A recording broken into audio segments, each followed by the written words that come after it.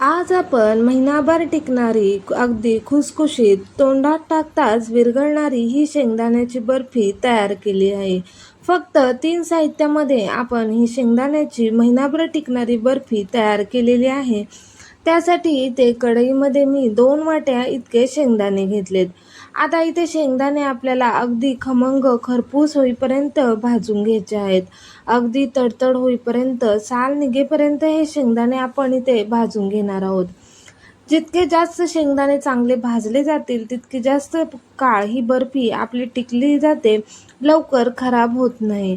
त्यासाठी आपल्याला इथे शेंगदाणे अगदी मध्य ते मीडियम आचेवर मस्त असे खरपूस होईपर्यंत छान असे हे शेंगदाणे भाजून घ्यायचे आहेत. इथे मी मध्यम आचेवर एक 7-8 मिनटं मस्त असे तडतड उडेपर्यंत हे शेंगदाणे भाजून घेतलेले आहेत. इथे तुम्ही बघू शकता की आपल्या शेंगदाण्यांचा रंग बदललेला आहे. अगदी मस्त तडतड उडेपर्यंत अगदी छान असे आपल्याला हे शेंगदाणे भाजून घ्यायचे आहेत. इथे मी हे सर्व शेंगदाणे छान भाजून घेतले आणि एका ताटात काढून ठेवलेत. आता त्याच कढईमध्ये त्याच सेम वाटीने अर्धी वाटी इतकं सुकं खोबरं खिसून घेतलेलं आहे. इथे सुकं खोबरं टाकल्यामुळे आपली हे बर्फीची टेस्ट आणखीच वाढते. त्यासाठी इथे सुकं खोबरं अगदी लाल सोनेरी रंग होईपर्यंत छान असं खमंग भाजून घ्यायचं आहे. इथे तुम्ही बघू शकता की आपलं जे हे खिसलेलं खोबरं आहे ते देखील अगदी सोनेरी रंगावर मस्त असं खरपूस भाजलेलं आहे. ते देखील मी एका ताटात काढून घेतलं.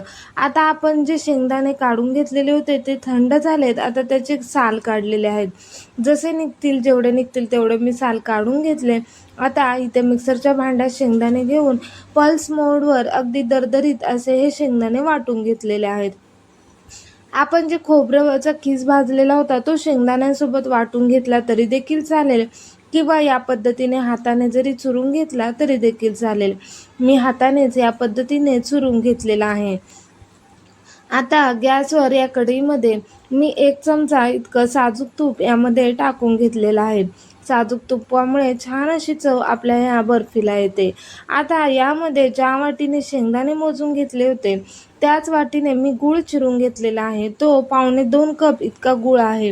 म्हणजे 2 कपाला अगदी थोडासा कमी, म्हणजे पाव कप कमी, वाटी इतका कमी, 2.25 वाट्या इतकं गूळ मी इथे यामध्ये टाकून घेतलेला आहे.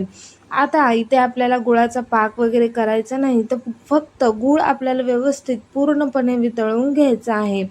इथे तुम्ही बघू शकता की आपल्या या गुळाला छानच बुडबुडे यायला लागलेले आहेत.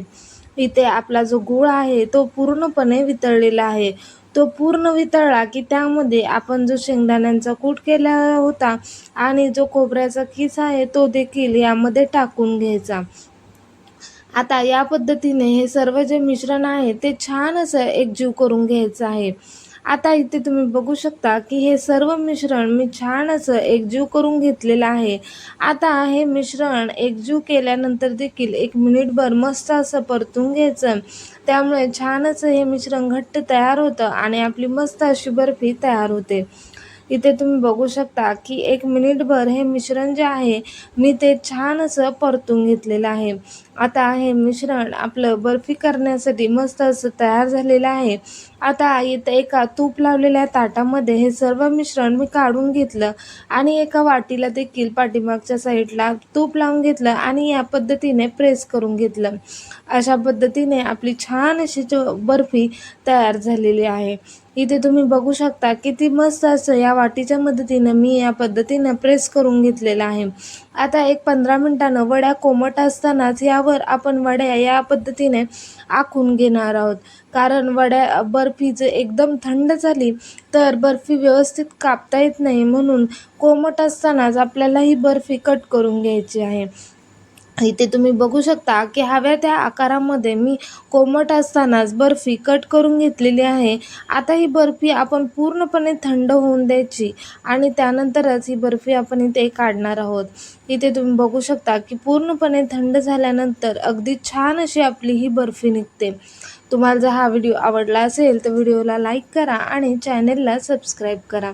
अशा पद्धतीने मस्त अशी तोंडात टाकताच विरघळणारी, महिनाभर टिकणारी खुसखुशीत आपली ही शेंगदाण्याची बर्फी तयार झालेली आहे.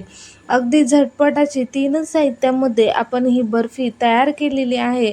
अगदी छान अशा याच्या वड्या तयार होतात, तुटत वगैरे नाहीत. पण आपल्याला ही जी बर्फी आहे ती पूर्ण थंड होऊन द्यायची आणि त्यानंतरच काढायची आहे. इथे तुम्ही बघू शकता किती छान अशी आपली ही वडी तयार झालेली आहे. अगदी उपवासाला चालणारी, अगदी लहान मुलंसुद्धा आवडीनं खातील.